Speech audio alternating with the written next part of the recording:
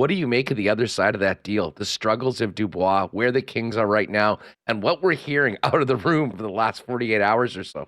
At the end of the day, uh, if PL gets 4 minutes or PL gets 24 minutes, he has to be a difference maker. And with or without the puck, we've gone through this long enough. It's time. What has to change here?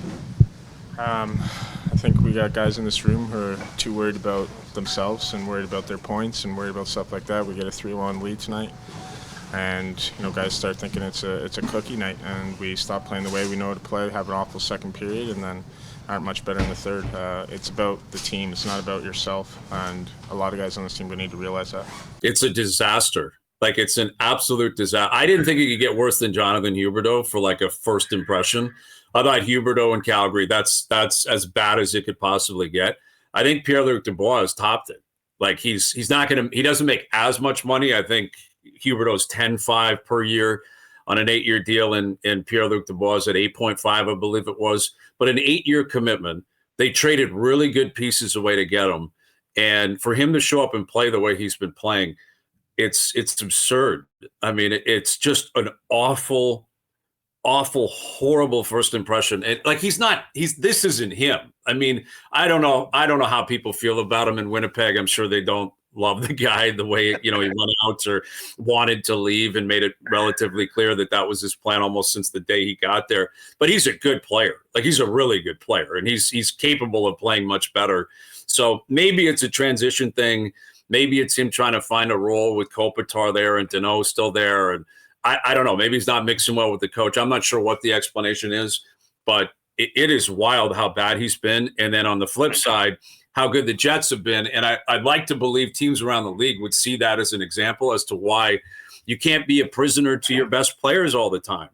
We talk about it in Toronto all the time, and this ship is largely sailed because they gave Nylander the contract, and Matthews was going to get what he was going to get, and we'll see what happens with Marner this summer into next year. But Winnipeg, obviously, they probably would have preferred to keep Pierre-Luc Dubois when they acquired him. They probably thought, when we get this guy, maybe he can be here for the next 10 or 12 years. And he wanted out, so they had to move on him. But it didn't collapse. They didn't fall apart as an organization. They made the move. They made a good deal. They brought in their people, and they said, let's keep going. Like, chin up, let's play. And I got a huge amount of respect for that. And I can't imagine, Jets fans not just basking in that. The fact that Winnipeg's playing as well as they are, and Pierre-Luc Dubois is it's a mess in LA. Yeah, there'd be more than one or two people in the chat that might be searching PLD after these ugly losses. Did see a guy that had already calculated the buyout for Dubois' contract last night after the game. That, not a good sign. But you know what? The guys that have come here have sort of bought in and have been so consistent. And that's the one thing that Dubois isn't. I mean, if you look back at last year's series between Winnipeg and Vegas, it is the perfect encapsulation of Dubois as a player. Game 1, he owned that game. He owned the Vegas Golden Knights, was the best guy on the ice, and in a lot of ways put a team on his back and won Game 1. By Game 4 and 5, you were wondering if he played.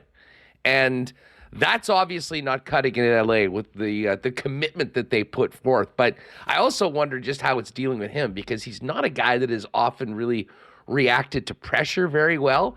And listen, when you orchestrate a trade to the place that you want to go and sign for 8 years at $8.5 million, I hate to tell you, you might be in sunny California and the market might be different than Canada, but there's still a lot of pressure on you to come perform every night. And that hasn't happened yet in LA. Absolutely. Internally, right? Like, he walks in that dressing room and, there were probably guys on that team that loved Gabe Vilardi, loved Iafallo, loved them. And we're like, okay, we understand the business. We get it. And Pierre-Luc Dubois is here, but he's here on an 8-year deal at 8.5. And this is what we're getting. The guy's playing on the fourth line at times.